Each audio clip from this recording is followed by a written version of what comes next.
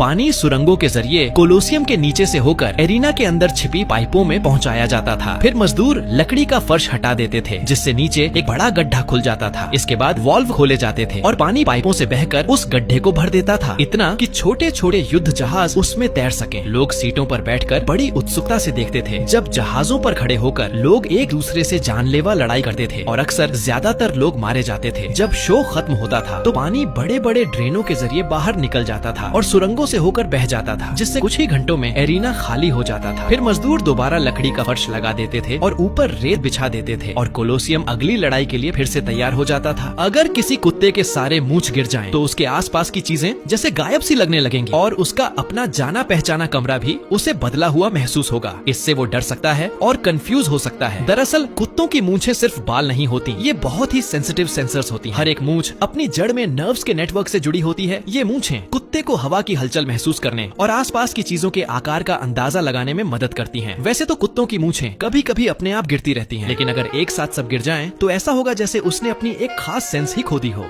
अगर तुम्हें अपनी एग्जाम कॉपी घर वालों से छुपानी पड़े तो तुम उसे कहाँ छुपाओगे? ज्यादातर लोग उसे तकिए के नीचे ठूंस देते हैं, लेकिन ये वो पहली जगह होती है जहाँ मम्मी देखती हैं जब वो बिस्तर ठीक कर रही होती हैं। कुछ लोग उसे किताब के अंदर छुपाते हैं, लेकिन अगर पेरेंट्स पहले से ही शक में हो तो वो हर एक किताब खोल कर देखेंगे। तो इसके बजाय एक पेन उठाओ और उस F को A+ में बदल दो। जब उन्हें वो मिलेगा तो वो तुम पर जिंदगी में पहली बार इतना प्राउड महसूस करेंगे।